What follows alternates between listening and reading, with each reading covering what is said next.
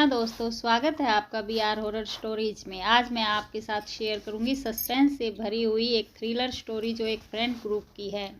कहानी है Saint Stephen College of Science, जो कि एक जाना माना इंस्टीट्यूट था कोलकाता का। दूर दूर से स्टूडेंट्स आते थे यहाँ, अपने मन में ढेरों सपने लिए हुए।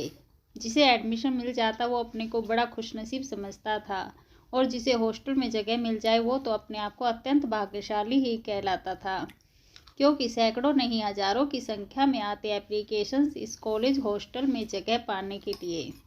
बॉयज़ और गर्ल्स हॉस्टल अलग अलग एक ही कंपाउंड में बने हुए थे। प्रिंसिपल विनोद जोशी बहुत ही डिसिप्लिन पसंद व्यक्ति थे और कॉलेज के साथ साथ हॉस्टल में भी बराबर नज़र रखे हुए थे। उन्होंने बॉयज़ और गर्ल्स हॉस्टल के वार्डन मिस्टर जितेंद्र भंडारी और गर्ल्स हॉस्टल की वार्डन मिस आभा मुखर्जी को सख्त इंस्ट्रक्शंस दिए थे कि किसी भी हालत में हॉस्टल का डिसिप्लिन टूटने ना पाए। इन्हीं स्टूडेंट्स में से निकिता, संजना, पूर्वा, श्रेया और सृष्टि और इन सब की गहरी दोस्ती थी बॉयज हॉस्टल में रहने वाले रॉकी, रजत, पंकज और शुभम से, और आर्यन भी इन्हीं में से एक था। ये सब के सब एकदम गहरे दोस्त थे और हर समय नई नई तिकड़म में लगे रहते थे। और इन सब का लीडर या बॉस था अजय, प्रिंसिपल जोशी का इकलौता बेटा अजय जोशी, जो हर खुरापात में इन सब के साथ ही नहीं बल्कि इनकी अगुवाई भी करता था। और मजे की बात तो ये है कि किसी को पता भी नहीं चला कि अजय का इन सब में कोई हाथ है। ठंडी ठंडी सुबह में धूप का आनंद लेती ये मित्र मंडली कॉलेज कंपाउंड में आराम से गप्पे मारते खड़ी थी कि इतने में एक जूनियर दिख गया जाते हुए। अजय ने उसे पुकारा, कम हेयर, यू स्टाइल से कॉलेज आते हो, शर्म नहीं आती क्या तुम्हें? ये कोई क्लब या पब तो नहीं है जो यहाँ बंठन कर घूम रहे हो। वो बेचारा जूनियर स्टूडेंट एकदम भीगी बिल्ली की तरह सर झुकाए सब कुछ सुन रहा था, और फिर सॉरी बोलकर जैसे ही जाने लगा, रजत ने उसे सबके लिए कॉफ़ी लाने का ऑर्डर दे दिया और कहा, देखो 10 मिनट में अगर हम सब के हाथ में कॉफ़ी नहीं हुई तो कल से किसी दूसरे कॉलेज में अपने जाने का इंतजाम कर लेना। वो बेचारा तुरंत ही भागता हुआ गया और सब के लिए एक ट्रे में कॉफ़ी लेकर हाजिर हो गया। सब दोस्त हंसते हुए कॉफ़ी का मजा ले रहे थे। फिर अचानक उनकी नज़र जूनियर के हाथ पर बने टैटू पर गई। OMG, एक बड़ी सी खोपड़ी और उसके चारों ओर जलती आग। ये कैसा डरावना टैटू बना रखा है तुमने? पूर्वा बोली। संजना कहने लगी, देखो सच सच बताओ, ऐसा टैटू क्यों बनवाया तुमने?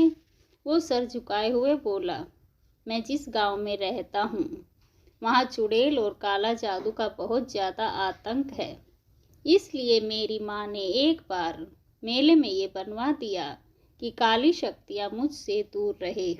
ओ, पंकज कुछ सोचते हुए बोला, यार मैंने भी सुना है ऐसे टैटू के बारे में।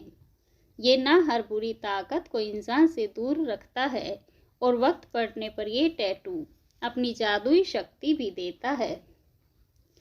मुकाबले के लिए रजत और रजत ठाके लगाकर हंसने लगे। हा हा हा, बस करो यार, अब ये नॉनसेंस टॉकिंग। चल भाई तू निकल यहाँ से, अब यहाँ से नहीं तो मेरे फ्रेंड्स कहीं तेरी खोपड़ी ही तेरे सर से ना टकरा दे। खैर, अजय ने जूनियर स्टूडेंट्स को वहाँ से चलता किया। कुछ देर के बाद सब अपने रूम में चले गए। अजय भी अपने घर चला गया। उसके बाद बाकी फ्रेंड्स हॉस्टल में रहते थे और शाम को वो रोज़ हॉस्टल आ जाता। फिर रात को 11 बजे तक एक साथ में ही मौज मस्ती करते, कभी मूवी तो कभी लॉन्ग ड्राइव, तो कभी यूं ही किसी को तंग करते हुए नजर आते।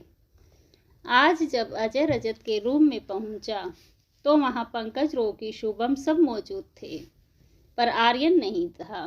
तो अजय ने पूछा, ये आर्यन किधर गायब हो गया आज? रोकी ने अपने हाथ जोड़कर कहा, शाम होते ही मंदिर गया है कि उसे बुरे बुरे ख्याल आ रहे हैं और भगवान से आशीर्वाद लेने गया है वो। ओह, अजय अपना मोबाइल निकालते हुए बोला, ये जूनियर लड़के ने आज बिना वजह ही सबको डरा दिया। रजत बोला, तो तू सबको अच्छे से डरा दे ताकि लोगों को पता चले कि डर होता क्या है। अजय ने खड़े होते हुए कहा। अजय को चैलेंज। रजत बोला, यस, यही समझ ले तू। अगर सब फ्रेंड्स को डरा दिया तूने तो जो तू बोलेगा वही हम करेंगे। ओके, बड़े स्टाइल से झुकते हुए अजय ने कहा, तो चलो सब गर्ल्स को भी बुला लो कैंपस कैंटीन के पीछे वाले कमरे में। अभी वो एकदम सुनसान रहता है और तुम सब भी वहीं मिलो आधे घंटे के बाद। ओके, कहते हुए अजय चला जाता है। करीब आधे घंटे के बाद सब के सब 10 फ्रेंड्स कैंटीन के पीछे वाले रूम में पहुंचकर अजय का इंतजार करने लगे। कुछ देर के बाद अजय अपने हाथ में एक बैग लेकर आया और सबसे बोला, देखो, अब तुम सब बिल्कुल चुपचाप होकर बैठ जाओ, कोई भी कुछ भी नहीं बोलेगा, ओके। फिर अजय ने बैग खोलकर एक लाल कपड़ा निकाला और जमीन पर बिछा दिया। फिर उस पर एक बड़ी सी खोपड़ी रख दी। खोपड़ी देखते ही सबके चीखें निकल गई। ये क्या है? पर अजय ने सिर्फ उन्हें चुप रहने का इशारा किया और खोपड़ी के चारों तरफ एक एक कैंडल यानी मोमबत्ती जला दी। अब वातावरण वाकई में ही थोड़ा सा डरावना प्रतीत हो रहा था। फिर अजय ने सबसे कहा, तुम सब चारों ओर घेरा बनाकर बैठ जाओ और कसकर एक दूसरे का हाथ पकड़ लेना। फिर मैं एक मंत्र पढ़ूंगा और तुम सबको वही दोहराना है, वो भी जोर जोर से, ओके। पर हाँ, आंखें सबकी बंद रहनी चाहिए और चाहे जो भी होए आंखें नहीं खोलनी है। निकिता मना करते हुए बोली, नहीं नहीं, मुझसे ये सब नहीं होगा, मुझे ये सब ठीक नहीं लग रहा। संजना बोली, अरे क्यों डर रही है तू? ये सब कुछ अजय की शरारत है। सृष्टि हंसते हुए बोली, और क्या, हम लड़कियां यूं डरने वालों में से नहीं हैं। अजय ने उन्हें खामोश रहने का इशारा किया और हाथ पकड़ने का इशारा भी किया। सब ने हाथ पकड़े और अपनी आंखें बंद कर ली। फिर अजय ने कुछ अजीब से मंत्र पढ़ने शुरू कर दिए। शक शक शक, शम शम शम, आओ आओ आओ, हम हम। सब फ्रेंड्स इन शब्दों को आंखें बंद किए हुए दोहराने लगे। इतने में अजय ने अचानक ही खड़े होकर जोर जोर से ठहाके लगाना शुरू कर दिया। हा हा हा। सब फ्रेंड्स भी डर के मारे आंखें खोल उसे देखने लगे। अजय अब अपने बाल नोचते हुए खोपड़ी के चारों ओर जल रही मोमबत्तियों को पैर से दबाकर बुझाने लगा। फिर एक जोरदार चीख मारकर बेहोश हो गया। सब लड़कियां डर से चिल्लाने लगी। रजत ने अजय को उठाते हुए कहा, अबे तूने तो हम सबको सच में डरा दिया, वाह कमाल कर दिया, चल अब उठ जा। पर अजय यूं ही पड़ा रहा तो पंकज रोकी आकर उसे जोर जोर से उठाने लगे। उठना यार, अब तो उठ जा, वॉचमैन आ रहा है, जल्दी कर, उठ जा। इतने में वॉचमैन भी दौड़ता हुआ आया। क्या हो रहा है यहाँ? क्या कर रहे हो तुम यहाँ? तुम सब यहाँ क्यों हो? रजत बोला, कुछ नहीं, हम तो बस यूं ही खेल खेल में खेल रहे थे।